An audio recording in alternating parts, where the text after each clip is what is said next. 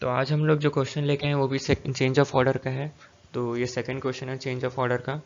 तो इसमें सीधे से क्वेश्चन में देखते हैं।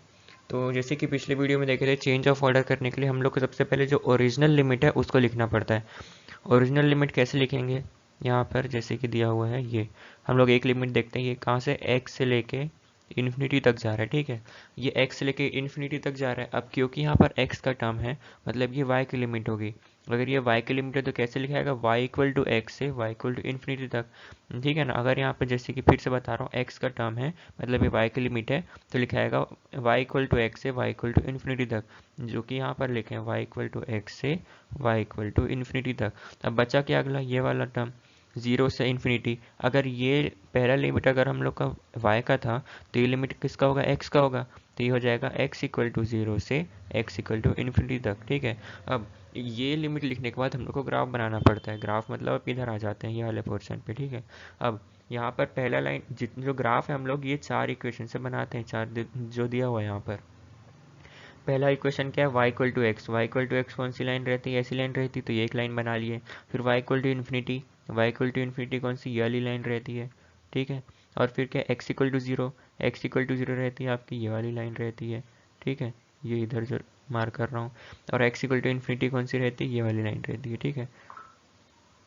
तो ये हमारा चार लाइन मार्क हो गया, यहाँ पर इंटरसेक्ट कर रहे हैं। अब हम लोग को इस डायग्राम पे स्ट्रिप बनाना है। सबसे पहले स्ट्रिप हॉरिजॉन्टल रहेगा कि वर्टिकल, ये देख लेते हैं।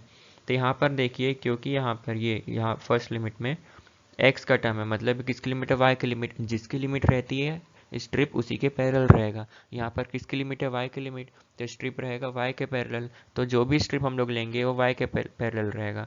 अब हम लोग को ये देखना है कि हम लोग जो स्ट्रिप बना रहे हैं वो इसमें आएगा कि इसमें आएगा। तो उसके लिए हम लोग इसका मदद लेंगे। तो स्ट्रिप जो शुरू हो रहा है y equal to x line से शुरू हो रहा है, y इक्वल टू इन्फिनिटी में ख़त्म हो रहा है। तो y equal to x line कौन सा है? ये वाला। और y इक्वल टू इन्फिनिटी कौन सा वाला? मतलब यहाँ से इस लाइन से शुरू होकर इस लाइन पे ख़त्म हो रहा है, मतलब कि लेंगे।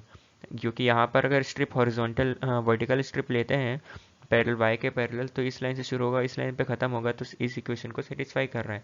पर अगर ये वाला स्ट्रिप लेते हैं यहाँ पर, तो यहाँ पर हो ही नहीं पाएगा, इसको सेटिस्फाई करेगा ही नहीं। तो इस कारण ये ले लेंगे। यहाँ पर y इक्वल टू एक्स से शुरू हो रहा है, y इक्वल टू इन्फिनिटी पे ख़त्म हो रहा है, स्ट्रिप भी वर्टिकल है मतलब y के पैरेलल है।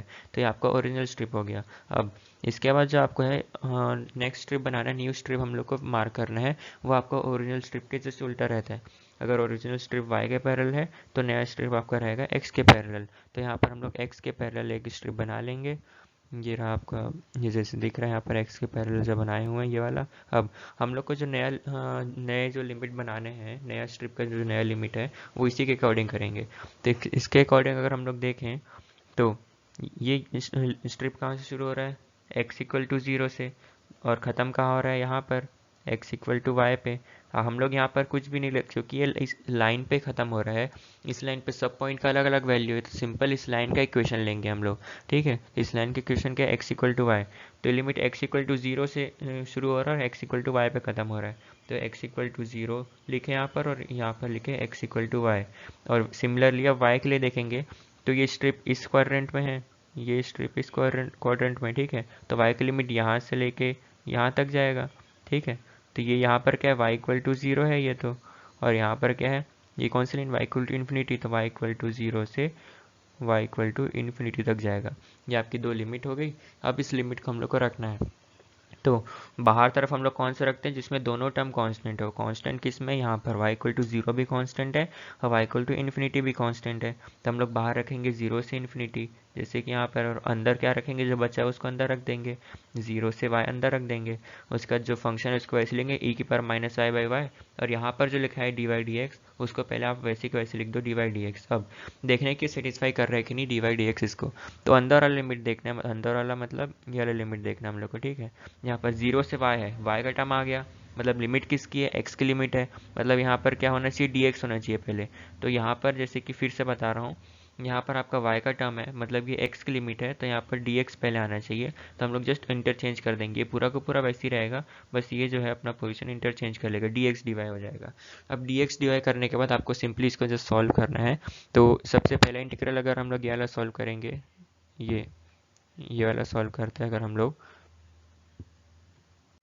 तो यहाँ पर सबका सब टर्म y में है, पर हम लोग को इंटीग्रेट किसके रिस्पेक्ट में करना है, dx के, मतलब कि अपना जो हो गया वो कांस्टेंट हो गया, मतलब e की पावर y पूरा हो कांस्टेंट हो गया, ठीक है ना। तो मतलब ये जो टर्म है, ये पूरा टर्म ये आपका कांस्टेंट है, क्योंकि ये dx के टर्म पे हम लोग को इंटीग्रेट करना है ना। तो हम लोग क्या करेंगे, कांस्टेंट टर्म को बाहर निकाल देंगे, इसको हटा देता हूँ, कांस्टेंट टर्म को बाहर निकाल देंगे और सिंपल dx का क्या इंटीग्रेशन हो जाएगा, x हो जाएगा। तो x में हम लोग लिमिट रखेंगे 0 से y, तो क्या हो जाएगा, y माइनस 0 y ही आएगा, तो यहाँ पर y आ गया, और ये आपका पहले से बचा हुआ था, तो यहाँ पर y और y कैंसिल हो जाएगा, है ना। अब इसके बाद देखते हैं, इसके बाद जो बचा y और y कैंसिल हो गया, तो बचा क्या, सिर्फ e की पावर माइनस वाई, है ना, e की पावर माइनस वाई बचा।